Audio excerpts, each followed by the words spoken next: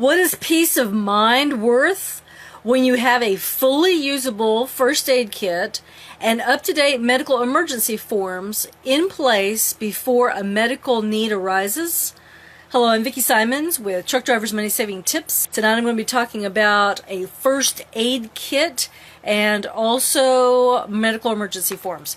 Okay, let me start with the last one first, and I'd also appreciate it if you could give me likes and hearts if you're getting value from this, and also if you could share it with others. Right now in South Carolina, where my husband and I are, we're not on the coast, but we're a good bit inland, and Hurricane Matthew is coming our direction. We've had wind and rain and everything, so this is a perfect time to be talking about first aid kits. Hopefully you already have yours in place, but also you want to have these emergency medical forms in place as well.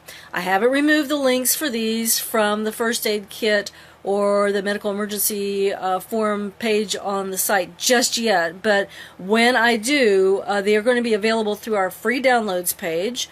Just go to our website, free downloads, and you'll be able to enter your name and your email address, and you can get over 35 free downloads and no charge to you. Alright, so I have two of these medical emergency forms. One is for a professional driver to fill out. This is the information that he needs to have in case he is involved in an emergency. And the other is a medical emergency form for the family member of a professional driver. This could also be a home support team member, not necessarily a family member, but someone maybe like a neighbor or someone who's close by, someone that you trust. And this is the kind of person that will need to be able to, for example, get in touch with your driver manager or something in case you go missing or something like that, or there's an emergency and they need to get in touch with someone who's not the trucker. If he's incapacitated due to an accident and they need to get in touch, that kind of thing. So I mentioned this on a previous broadcast where I actually had to use information from this emergency medical form when Mike left his workplace when he was working for a local, he was hauling dimensional lumber on a flatbed. But anyway, he started to come home, he'd gotten off work, and then he didn't show up. And he didn't show up, and he didn't show up. And so I ended up having to get in touch with his driver manager, and it turned out everything was fine. It was just that he had gotten so tired that he went somewhere, parked the car, and slept for a couple of hours. And that was fine. I just wish that he'd let me know before it had happened. But anyway, I was trying to find out what had happened, and everything was fine. I also had a situation where Mike's cell phone went on the fritz. The battery in his cell phone died, and he literally did not have a way to be able to contact anybody until he actually got to a stopping place. And it threw everything off. I ended up getting in touch with his driver manager, and she was very kind and gracious about it. She didn't know what had happened. She wasn't able to get in touch with him at all either because of his cell phone having died, the battery having died inside of it. So I cannot stress enough being able to keep this stuff up to date, especially drivers if you change trucking companies. So these are available, like I said, the blank ones on the website. All right, now let me get to the first aid kit part. All right, and I'm talking about a situation where you can either buy one, okay, and some of these can be quite expensive and very full of things like bandages and tweezers and cotton swabs and gauze and band-aids, things like that. All right, or you can actually assemble your own. And I talk about, one of the things is I have an example of a Sterilite. This is just like a little shoebox. Now you can see I have mended this with Gorilla Tape, okay, because it started to bust out the bottom. But the rest of it was still fine, so I didn't want to get rid of it. You can see from the label it's been around a while. But anyway, we had this in trucking, and we actually used this for silverware and some of our other kitchen stuff. But anyway, the reason why I like this is because you can't lose the lid. All right, some of these that have a detachable lid, you can lose that, but this is one of those, and you don't want to push too much in here and just strain the lid so that it, basically weakens the hinge, and then it basically just destroys the box. But anyway, this is just an idea about what you can use, and you can go to Walmart or some of these other places and get yourself some discount supplies. All right, that's one of the things. And I go into some detail on our first aid kit page on our website about what kinds of things you might want to have in your first aid kit. All right. Now, I also said don't confuse a first aid kit with either a bug out bag, aka an emergency preparedness kit, or disaster survival kit that contains other emergency items, or a medicine chest that contains medicines for all sorts of ailments, even though we encourage you to think ahead on those matters too. For your first aid kit, you will want to concentrate only on items to be used for minor injuries. Also, if you don't have to go overboard and buy a bunch of medical supplies that you'll likely never use.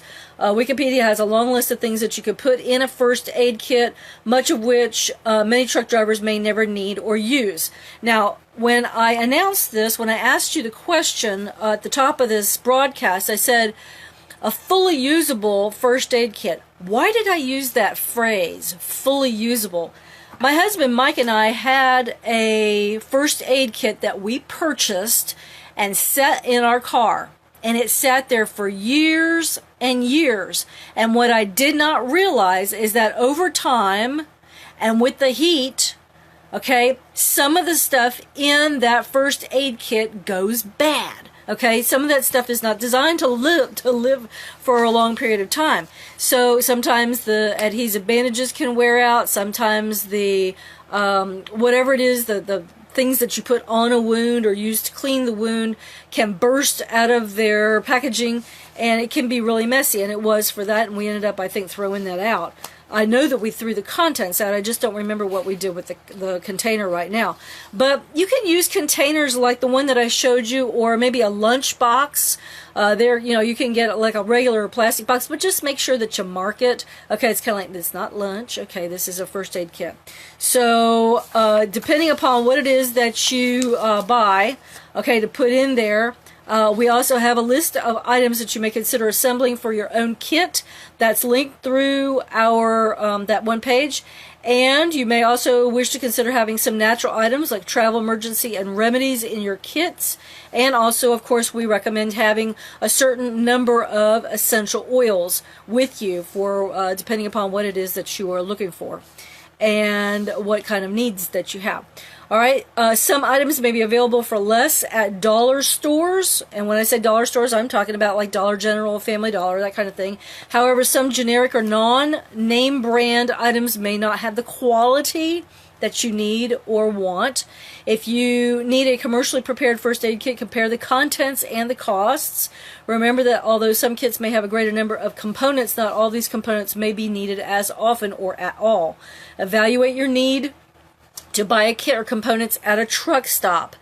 Generally speaking, in my experience, travel aid or first aid kits in a truck stop are very small and expensive compared to the kind that you can get, say, at a Walmart.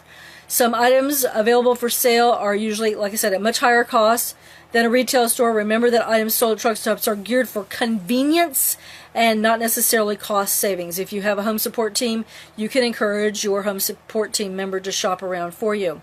The reason for having this kind of kit is in the event that you or someone with you or someone whom you will encounter needs first aid. You may never be able to predict the type of injury or accident that you may encounter or the exact first aid kits that you will need during such an encounter, but you want to be as prepared as possible. The alternative is not being prepared with basic medical supplies, and it's not a pleasant one when you will have to improvise, which may or may not be in your best interest. So for your own well-being, set a goal to obtain, make, or inspect your in-truck first aid kit now. And I will encourage you to inspect your first aid kit, say at least on a yearly basis, if possible, on a 6-month basis. All right? Before a medical emergency, have up-to-date health contact info. All right?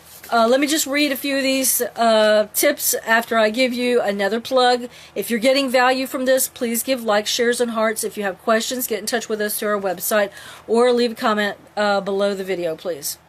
All right. There are the emergency medical information documents that I showed you are not legal documents. All right. You want to make sure that you have legal documents in place.